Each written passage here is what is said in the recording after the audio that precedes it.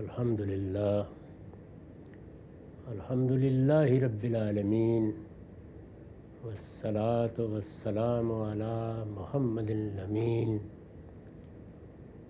اعوذ باللہ من الشیطان الرجیم بسم اللہ الرحمن الرحیم۔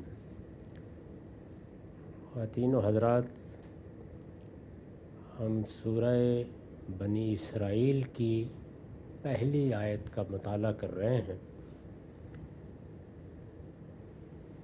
اس میں اللہ تعالیٰ نے ایک واقعے کے ذکر سے سورہ کی ابتدا کی ہے۔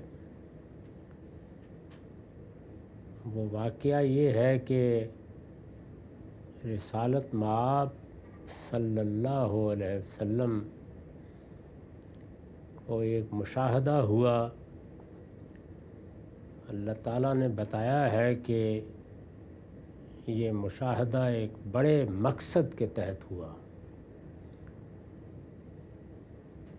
مشاہدے کی وضاحت اس طرح کی گئی ہے کہ راتوں رات آپ کو مسجد حرام سے دور کی مسجد تک لے جایا گیا۔ اس کی وضاحت ہم پچھلی نشست میں کر چکے ہیں کہ مسجد کو دور کی مسجد کیوں کہا گیا ہے۔ عربی زبان میں اس کے لیے جو لفظ استعمال ہوا ہے وہ المسجد الاقصیٰ ہے۔ بعد میں یہی نام پڑ گیا، ورنہ یہاں یہ اپنے لغوی مفہوم میں استعمال ہوا ہے۔ اور یہ بتانے کے لیے کہ یہ دور کی مسجد کون سی مسجد ہے، آگے ایک تعارف کا جملہ اللہ تعالیٰ نے اضافہ کر دیا ہے۔ وہ جملہ ہے الذی بارکنا حولہ، جس کے ماحول کو ہم نے برکت دی ہے۔ یہ سادہ الفاظ نہیں ہیں، بلکہ اپنے پیچھے ایک بڑی غیر معمولی تاریخ رکھتے ہیں۔ کسی چیز کے تعارف کے دو ہی طریقے ہیں، ایک یہ کہ آپ زمین پر اس کا محل وقوع بتائیں، اور دوسرے یہ کہ اس کے معاملے میں اگر کوئی تاریخ وجود میں آ چکی ہے تو اس کا حوالہ دے دیں۔ قرآن نے یہ دوسرا طریقہ اختیار کیا ہے۔ اس کی میں نے وضاحت کی ہے اور لکھا ہے کہ اصل الفاظ ہیں الذی بارکنا حولہ، وہ جگہ جس کے ماحول کو ہم نے برکت دی ہے۔ ابراہیم علیہ السلام کی بابل سے ہجرت کے بعد اللہ تعالیٰ نے دو مقامات کا انتخاب کیا۔ اس کی تفصیل میں نے کچھ عرض کر دی تھی اور یہ بتا دیا تھا کہ ابراہیم علیہ السلام کی بعثت عراق کے شہر بابل کے نواح میں اور کے مقام پر ہوئی تھی۔ وہی علاقہ ہے جس میں ان کی قوم کے لوگ آباد تھے۔ اسی قوم پر انہوں نے اللہ کی حجت تمام کی۔ وہ صرف نبی نہیں بلکہ اللہ کے رسول بھی تھے، چنانچہ ان کی قوم پر بھی اسی طریقے سے عذاب آ گیا جس طرح رسولوں کی قوموں پر عذاب آتا رہا ہے۔ اس کے بعد اللہ تعالیٰ نے عام طریقے کے مطابق ان کو وفات نہیں دی۔ باقی پیغمبروں سے متعلق یہی معلوم ہوتا ہے کہ ہجرت کے فوراً بعد یا کچھ عرصے تک اللہ تعالیٰ کی عبادت ریاضت میں مصروف رہ کر پھر وہ دنیا سے رخصت ہو جاتے ہیں۔ یعنی جب ان کا مشن پایہ تکمیل کو پہنچ گیا تو پھر آگے کوئی ذمہ داری نہیں ہوتی۔ چنانچہ مشن کی تکمیل کے بعد خود قرآن نے رسول اللہ کے بارے میں بھی یہ بتا دیا ہے کہ فَإِذَا فَرَغْتَ فَانْصَبْ وَإِلَىٰ رَبِّكَ فَارْغَب۔ جب یہ مشن پایہ تکمیل کو پہنچ جائے تو پھر آپ زیادہ وقت عبادت میں بسر کریں اور اپنے پروردگار کی طرف متوجہ رہیں، اگر کوئی مہلت اس کے بعد ملتی ہے۔ سیدنا ابراہیم سے متعلق ایک دوسرا فیصلہ کیا گیا اور وہ فیصلہ یہ تھا کہ اب یہ دنیا میں اللہ تعالیٰ کی ہدایت کی جو کچھ بھی جد و جہد ہونی ہے اس کے امام ہوں گے۔ اسی کو اس طرح بیان کیا ہے کہ انی جاعلک للناس اماما، میں نے فیصلہ کر لیا ہے کہ اب میں دنیا میں ہدایت کی پیشوائی کا منصب تمہیں بخش دوں گا۔ یہ فیصلہ کرنے کے بعد اللہ تعالیٰ نے اپنی نبوت کی اسکیم میں بھی یہ تبدیلی کی کہ پہلے مختلف قوموں میں افراد کا انتخاب کیا جاتا تھا، پھر یہ طے کر دیا گیا کہ اب بتدریج نبوت ذریت ابراہیم کے ساتھ خاص ہو جائے گی، اور ذریت ابراہیم علیہ السلام کی اولاد، اس کو اللہ برکت عطا فرمائے گا، اور یہ لوگ پھر قیامت تک کے لیے اس ہدایت کے علمبردار بن کر رہیں گے۔ تو اس طرح قومی سطح پر گویا نبوت کی ابتدا ہو گئی۔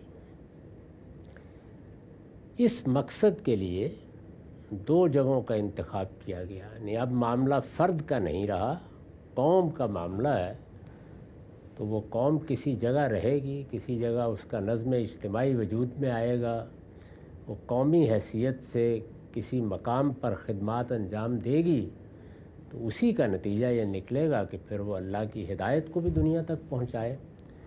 تو دو جگہوں کا انتخابات کیا گیا۔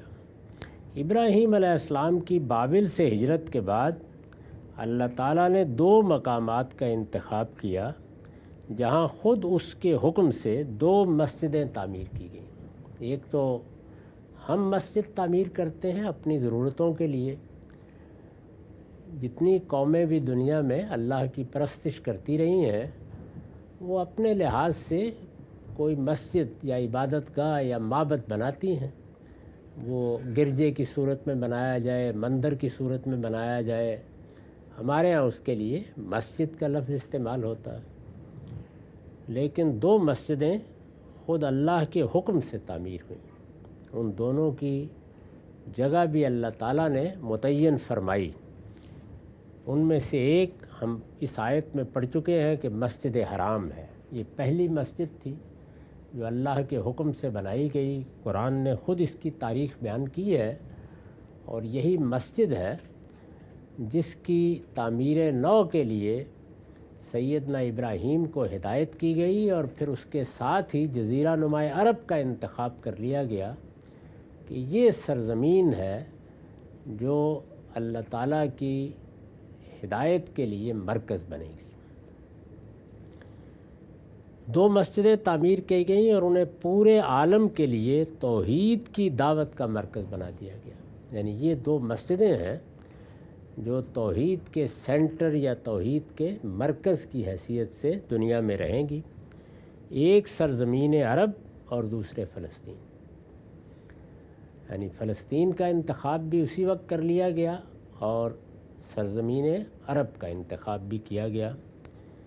ان میں سے پہلا مقام وادی غیر ذی زرع اور دوسرا انتہائی زرخیز ہے۔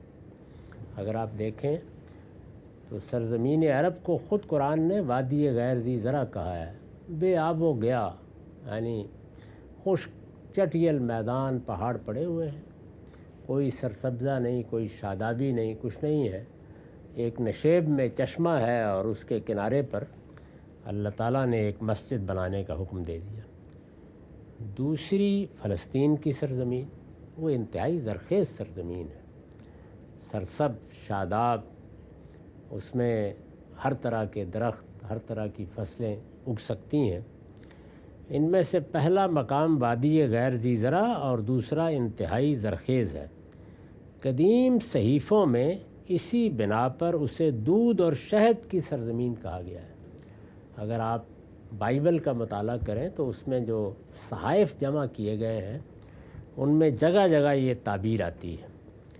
الذی بارکنا حولہ کے الفاظ نے قرآن نے اسی طرف اشارہ کیا، یعنی یہ جو کہا ہے کہ وہ سرزمین جس کو ہم نے برکت دی ہے، تو یہ اصل میں وہی ظاہری یا مادی برکت ہے جو اللہ تعالیٰ نے اس سرزمین کو وادی غیر ذی زرع کے مقابل میں عطا فرمائی ہے۔ یعنی اس سرزمین میں اللہ تعالیٰ نے شادابی رکھی ہے، زرخیزی رکھی ہے، یہ اس کا بیان ہے، اور یہ قدیم صحیفوں کی روشنی میں بالکل واضح ہے۔ اس تعارف کے بعد کسی اور چیز کی ضرورت نہیں رہ جاتی۔ الذی بارکنا حولہ کے الفاظ سے قرآن نے اسی طرف اشارہ کیا ہے، اور اس طرح بالکل متعین کر دیا ہے کہ دور کی جس مسجد کا ذکر ہو رہا ہے وہ یروشلم کی مسجد ہے۔ یعنی جس کو یہاں دور کی مسجد یا مسجد اقصیٰ کہا گیا ہے، وہ اصل میں یروشلم کی وہ مسجد ہے جو داؤد علیہ السلام نے بنائی تھی۔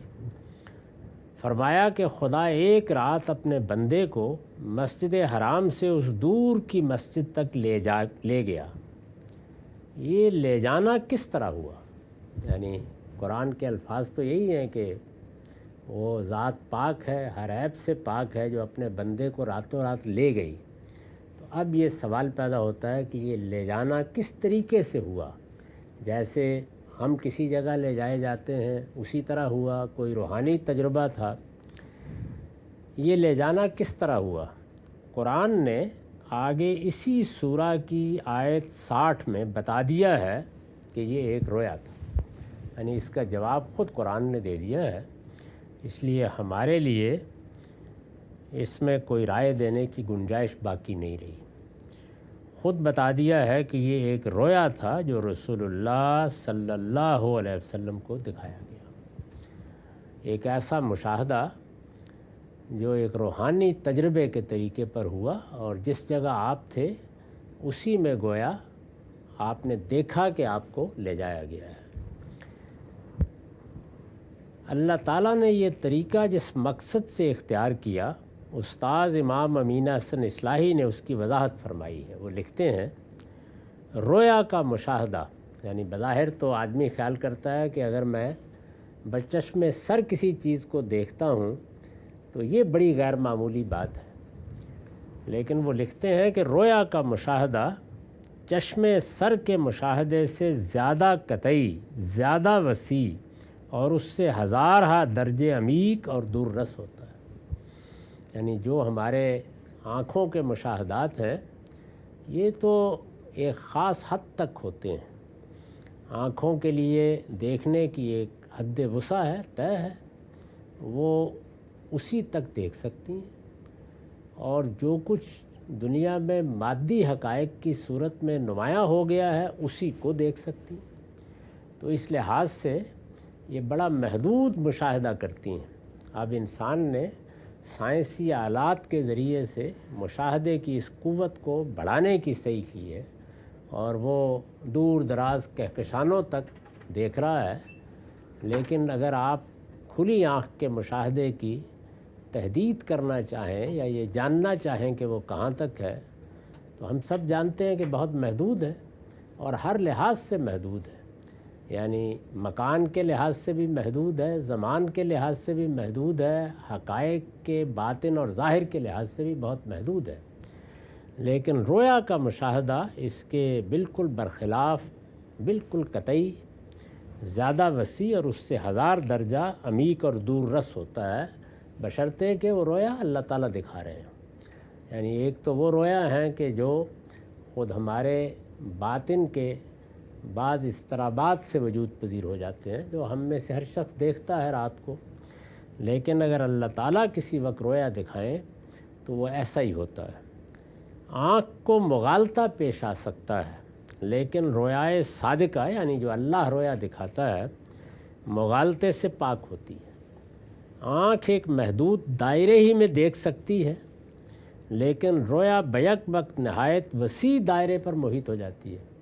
یعنی رویا میں آنکھ اس کی محتاج نہیں رہتی، اس میں ہو سکتا ہے کہ ایک پوری دنیا دکھا دی جائے، ہو سکتا ہے کہ زمین و آسمان کے حقائق کھول دیے جائیں۔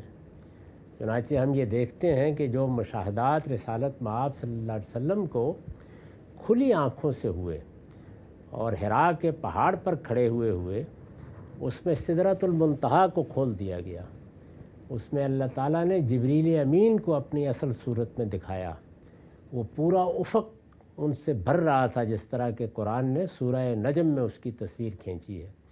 تو خدائی اسکیم کو پوری طرح دکھا دیا گیا۔ آنکھ ظاہر ہے کہ ان سب چیزوں کو دیکھنے کی صلاحیت نہیں رکھتی۔ آنکھ ایک محدود دائرے ہی میں دیکھ سکتی ہے، لیکن رویا بیک وقت نہایت وسیع دائرے پر محیط ہو جاتی ہے۔ آنکھ حقائق کو معانی کے مشاہدے سے قاصر ہے، یعنی وہ تو چیزوں کے مادی ظہور کو دیکھتی ہے، ان چیزوں کے اندر کیا ہے، یہاں تک کہ ہم اپنے باطن کو بھی نہیں دیکھ سکتے۔ ہمارے باطن میں کیا شخصیت کار فرما ہے، اس شخصیت کا ظہور ہوتا ہے، اس کا ادراک بھی ہوتا ہے، لیکن وہ ہماری آنکھ کے مشاہدے میں نہیں آتی۔ آنکھ حقائق کو معانی کے مشاہدے سے قاصر ہے، اس کی رسائی مریات ہی تک محدود ہے، یعنی وہی چیزیں جو ویزیبل ہیں، دیکھی جا سکتی ہیں، وہ انہی کو دیکھے گی۔ یہ کہ کسی چیز کے اندر کار فرما حقائق دکھا دیے جائیں، لفظ کے معنی دکھا دیے جائیں، یہ اس آنکھ کے بس کی چیز نہیں ہے۔ لیکن رویا معانی و حقائق اور انوار و تجلیات کو بھی اپنی گرفت میں لے لیتی ہے۔ تو اس لیے اللہ تعالیٰ اس طرح کے مشاہدات کے لیے آنکھوں سے دکھانے کا طریقہ اختیار نہیں کرتے، بلکہ رویا کے ذریعے سے ایسے مشاہدات کرائے جاتے ہیں۔ تو قرآن نے آگے آیت 60 میں بتایا ہے کہ یہ واقعہ بھی اسی طرح پیش آیا، یعنی ایک رویا تھا جو رسالت پاک صلی اللہ علیہ وسلم کو دکھا دیا گیا۔ یہ بتایا گیا ہے کہ اس سے مقصد کیا تھا، اس کو نہایت اجمال کے ساتھ ان لفظوں میں بیان کیا ہے کہ لِنُرِيَهُ مِنْ آیاتنا، اس لیے کہ اس کو ہم اپنی کچھ نشانیاں دکھائیں، تاکہ ہم اس کو اپنی کچھ نشانیاں دکھائیں۔ یہ کیا نشانیاں ہو سکتی ہیں؟ قرآن نے ان کی وضاحت نہیں کی، بس یہ بتا دیا ہے کہ بعض غیر معمولی نشانیاں دکھانے کے لیے یہ مشاہدہ کرایا گیا یا یہ رویا دکھایا گیا۔ ہم جب قرآن مجید کی روشنی میں یہ دیکھتے ہیں کہ اللہ تعالیٰ پیغمبروں کو کس نوعیت کے مشاہدات کراتا ہے، تو استقصاء کیا جائے تو ان کی 3 صورتیں سامنے آتی ہیں۔ ایک یہ کہ اللہ تعالیٰ اپنی خدائی دکھا دیں، پیغمبر کو چونکہ گواہی دینا ہوتی ہے کہ اس نے حقائق دیکھ لیے ہیں، اس کے وہ براہ راست ادراک میں آ گئے ہیں، لہٰذا وہ گواہی دیتا ہے کہ یہ کائنات جو تمہیں نظر آ رہی ہے اس سے ماورا عالم ہے جس میں خدا کی خدائی کار فرما ہے، تو یہ دکھا دی جائے اس کو۔ ایک اس کا پہلو یہ ہوتا ہے۔ چنانچہ سورہ نجم میں جو مشاہدات بیان ہوئے ہیں وہ اسی نوعیت کے ہیں۔ سدرۃ المنتہا دکھا دیا گیا، اس وقت اس پر اللہ تعالیٰ کے جن انوار و تجلیات کا ظہور ہو رہا تھا وہ دکھا دیے گئے، جبریل امین دکھا دیے گئے، اسی طرح فرشتے اور بلائے اعلیٰ اور وہ ایک پوری دنیا، پیغمبر کو کبھی کبھی اس کا مشاہدہ کرا دیا جاتا ہے تاکہ وہ لوگوں کے سامنے اس کی گواہی دے سکے۔ اسی کو قرآن نے اس طرح بیان کیا ہے کہ لِتَكُونُوا شُهَدَاءَ عَلَى النَّاسِ وَيَكُونَ الرَّسُولُ عَلَيْكُمْ شَهِيدًا، یعنی اللہ کا قانون یہ ہے کہ وہ ایک شخص کا رسول کی حیثیت سے انتخاب کرتا ہے اور پھر اس کو حقائق کا مشاہدہ کراتا ہے، وہ اس کی تم پر گواہی دے گا اور تم اس گواہی کو دوسرے انسانوں تک پہنچاؤ گے۔ تو اس کا طریقہ یہ بیان کیا گیا ہے۔ ایک اس نوعیت کے مشاہدات ہوتے ہیں، یعنی خدائی دکھا دی جائے، وہ عالم دکھا دیا جائے جو ہماری آنکھوں سے نہاں ہے، اور اس میں اللہ کے فرشتے اس کائنات کا نظم چلا رہے ہیں، وہ مقامات دکھا دیے جائیں جو ہماری گرفت میں نہیں آتے۔ دوسرے، اللہ تعالیٰ ماضی کے بعض احوال کا مشاہدہ کرا دیتے ہیں، یعنی ایک تاریخ گزر چکی ہے، ظاہر ہے کہ اس تاریخ میں بہت کچھ عبرت کا سامان ہے، اس میں اللہ کی آیات کا ظہور ہوا ہے۔ اس کو ایک مثال سے اس طرح سمجھ لیجئے کہ ہم قرآن مجید میں یہ پڑھتے ہیں کہ اللہ تعالیٰ نے رسولوں کی بعثت کی، اور اس بعثت کے نتیجے میں بعض قوموں پر اللہ کا عذاب آ گیا۔ ظاہر ہے ہمارے لیے یہ قرآن کا بیان ہے، اور اگر اس طرح کی کوئی چیزیں عام تاریخ میں بیان ہوں گی تو ان کو ہم پڑھ لیں گے، ان کا ہم مشاہدہ نہیں کر سکتے۔ لیکن پیغمبروں کو بعض اوقات یہ جو کچھ اللہ تعالیٰ کی آیات ظاہر ہوئیں ماضی میں، یعنی اللہ تعالیٰ کا ظہور ہوا، طوفان نوح آ گیا، قوم عاد تباہ ہو گئی، قوم لوط تباہ ہوئی، کیا معاملات ہوئے، اس کا مشاہدہ کرا دیا جاتا ہے، یعنی ماضی کی تاریخ ان کے سامنے دہرا دی جاتی ہے۔ اور تیسرا عام طور پر یہ ہے کہ مستقبل کی چیزیں رویا میں دکھائی جاتی ہیں، جیسے کہ رسالت مآب صلی اللہ علیہ وسلم کو بعض چیزیں جو آپ کے بعد پیش آنے والی تھیں وہ دکھائی گئیں، وہ بھی سب رویا ہیں، یعنی مشاہدات کرا دیے گئے اور آپ نے ان کو بیان کر دیا۔ وہی چیزیں ہیں جو آپ کو آثار قیامت کی صورت میں روایتوں میں ملتی ہیں، فتن کی صورت میں ہمارے ہاں حدیث کی کتابوں میں نقل ہوئی ہیں، یا خود رسالت مآب صلی اللہ علیہ وسلم کے بعد جو خلافت قائم ہوئی، مسلمانوں کے ہاں جو باہمی خانہ جنگی کی نوبت آ گئی، اور اس طرح کے بعض حوادث واقعات یہ دکھا دیے گئے تھے، اور یہ رسالت مآب صلی اللہ علیہ وسلم نے مختلف وقتوں میں بیان بھی فرمائے۔ تو یہ 3 طرح کی چیزیں ہیں جو عام طور پہ دکھائی جاتی ہیں۔ یہاں اللہ تعالیٰ نے خود تو وضاحت نہیں فرمائی، لیکن اندازہ کیا جا سکتا ہے آگے کی آیات سے کہ ماضی دکھایا گیا، اور یہ ماضی کون سا ماضی ہے؟ یہ وہ ماضی ہے جو فلسطین میں گزرا ہے۔ ظاہر ہے کہ وہاں لے جانے کی یہی حکمت ہو سکتی ہے۔ میں عرض کر چکا کہ ابراہیم علیہ السلام کی ذریت کے بارے میں فیصلہ کیا گیا کہ وہ 2 شہروں کو یا 2 علاقوں کو آباد کرے گی، ان میں سے ایک شاخ کے لیے فلسطین کا انتخاب ہوا اور دوسری کے لیے جزیرہ نماء عرب کا۔ فلسطین کے لیے بنی اسرائیل کا انتخاب کیا گیا۔ یہ بنی اسرائیل ہے جو پھر کم و بیش 2-2.5 ہزار سال تک اس علاقے میں رہے ہیں، اور اس علاقے میں انہوں نے نہ صرف یہ کہ ایک بڑی سلطنت قائم کی، بلکہ اللہ تعالیٰ کی توحید کا وہ مرکز بنایا جس کو ہیکل سلیمانی کہا جاتا ہے، اور یہیں سلیمان اور داؤد کی بادشاہی بھی قائم ہوئی، اور ایک لمبے عرصے تک قدیم دنیا پر اللہ کی حجت پوری کی گئی۔ بنی اسرائیل سیدنا مسیح علیہ السلام کی بعثت کے نتیجے میں معزول ہو گئے، یعنی یہ اللہ تعالیٰ کی اسکیم کے مطابق فلسطین کو جو عزت بخشی گئی تھی اور اس علاقے میں جو توحید کا مرکز بنایا گیا تھا، جس قوم کو اس کی تولیت دی گئی تھی اس کو معزول کر دیا گیا، چنانچہ فرمایا کہ اب وہ ہمارے غضب کا نشانہ بن گئے ہیں۔ تو رسالت مآب صلی اللہ علیہ وسلم کو غالباً اس سفر میں جو ایک روحانی سفر تھا، یہ تاریخ دکھا دی گئی اور بتایا گیا کہ کیا معاملہ ہوا ہے، کن مراحل سے یہ سب کچھ گزرا ہے، اور گویا اب یہ امانت آپ کے سپرد کر دی گئی ہے۔ یعنی وہ لوگ معزول ہوئے، اور اس شہر میں جو توحید کا مرکز تھا، اس مرکز کے ذریعے سے جس دعوت کو پہنچانا مقصود تھا، یہ سب کچھ اب گویا جزیرہ نماء عرب میں منتقل ہو گیا ہے۔ تو دوسرا مرکز اس کے بعد فعال ہوا، اگرچہ اس کو قائم تو بہت پہلے کر دیا گیا تھا۔ تو یہ میں نے اپنا رجحان بیان کر دیا ہے، آگے آپ خود دیکھ لیں گے کہ قرآن نے جس طرح سے اس کو آگے مربوط کیا ہے اس سے یہ بات واضح ہو جاتی ہے۔ اس پر میں نے لکھا ہے، یعنی اس بات کی نشانیاں، یہ اوپر آیا ہے نا کہ نشانیاں دکھائیں، یعنی اس بات کی نشانیاں کہ حرم مکہ کے ساتھ اب فلسطین کی سرزمین اور اس کی امانت بھی بنی اسماعیل کے سپرد کر دی جائے گی۔ یعنی فلسطین کو جو اللہ تعالیٰ نے اپنے لیے خاص کیا تھا وہ معاملہ بھی ختم ہوا۔ اس سرزمین میں ایک قوم کو اللہ تعالیٰ نے اپنی سرپرستی میں آباد کیا تھا، وہ ہاتھ بھی اٹھا لیا گیا۔ اب یہ تو اللہ تعالیٰ کے غضب کا نشانہ بن کر رہیں گے، اس کی اپنی ایک تاریخ ہے، لیکن اللہ کا فیصلہ اب یہ ہے کہ سرزمین عرب سے اب وہی دعوت اٹھے گی، اور جو مرکز اس سے پہلے یہاں تھا وہ اب حرم ہی میں تمام تر اپنی ذمہ داریوں کو انجام دے گا۔ یہ اس بات کی علامت تھی اور یہ بتا دیا گیا۔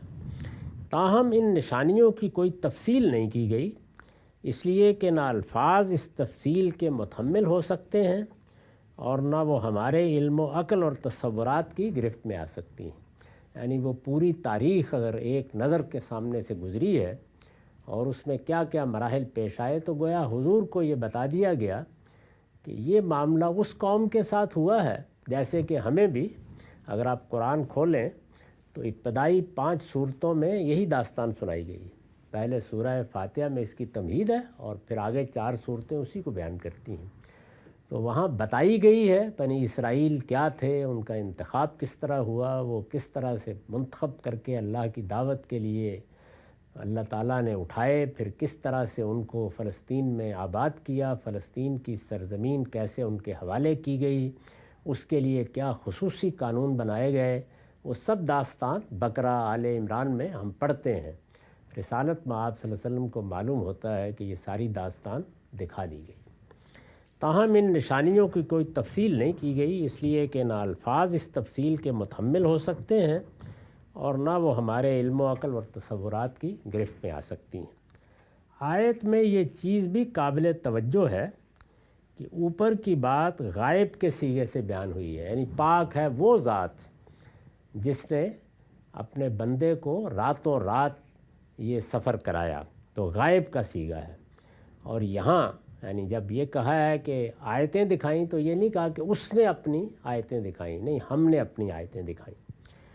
اور یہاں متکلم کا صیغہ آ گیا ہے، اس میں اسلوب بیان کی یہ بلاغت ہے کہ متکلم کا صیغہ التفات خاص کو ظاہر کر رہا ہے، یعنی ظاہر ہے کہ آپ گویا اللہ نے اپنے آخری پیغمبر کی طرف جو محبت ہے، جو ایک خاص ذمہ داری دیتے وقت التفات ہے، اس کا اظہار کیا ہے اس صیغے کو تبدیل کر کے، جبکہ اوپر تفخیم شان مقصود تھی، یعنی اوپر یہ بتانا مقصود تھا کہ وہ ذات کیسی بلند ہے، کیسی عیوب سے پاک ہے، نقائص سے پاک ہے، تو تفخیم شان پیش نظر تھی جسے غائب کے صیغے سے ظاہر فرمایا ہے۔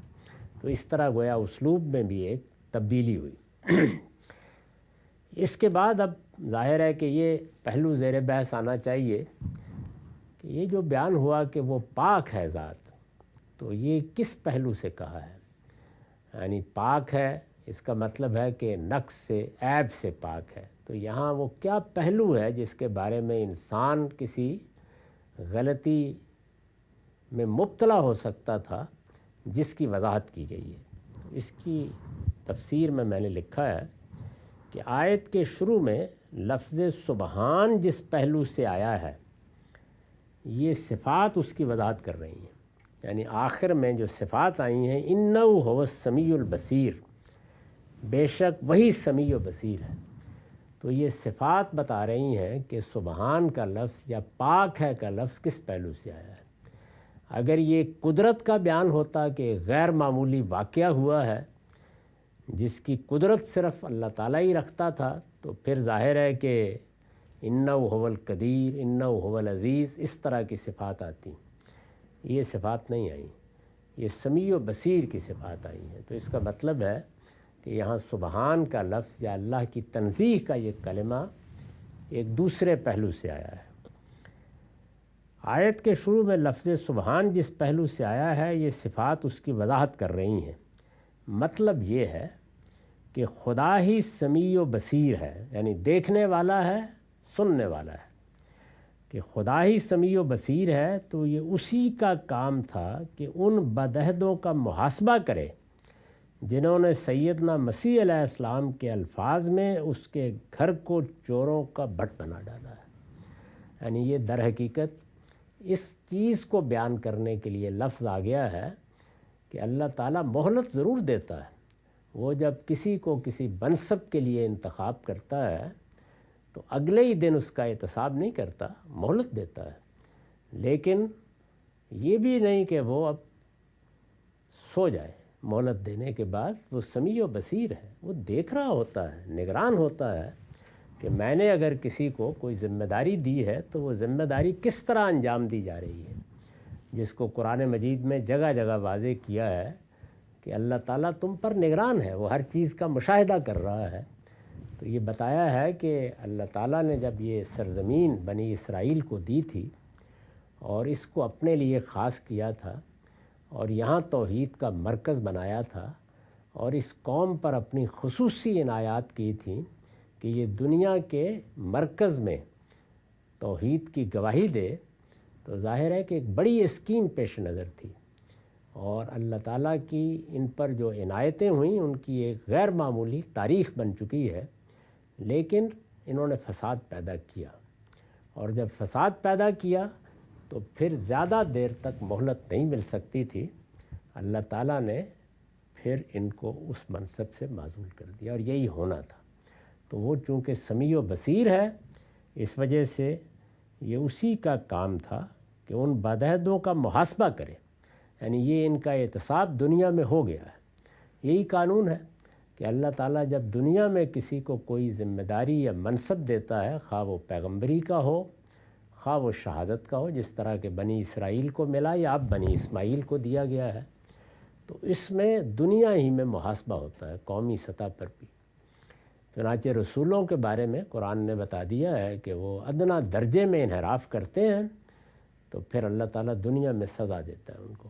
اس کی سب سے نمایاں مثال سیدنا یونس کی سزا ہے، جو ان کو اسی دنیا میں ملی، اور رسالت مآب کے بارے میں بھی بتایا گیا ہے کہ اگر ادنا درجے میں بھی کوئی انحراف ہوگا ذمہ داری سے تو ہم رگے جان کاٹ دیں گے۔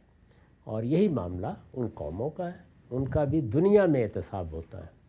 تو اس اعتصاب کے لیے اللہ تعالیٰ نے فرمایا کہ پھر ہم نے یہ فیصلہ کر دیا کہ اب ان بدعہدوں کو یہاں سے معزول کیا جا رہا ہے۔ اس بحث کے بہت سے پہلو ابھی اور ہیں، وہ اگلی نشست میں آئیں گے۔ اب ہمارا وقت ختم ہو گیا۔ اقول و قولی ھذا واستغفر اللہ لی ولکم ولسائر المسلمین۔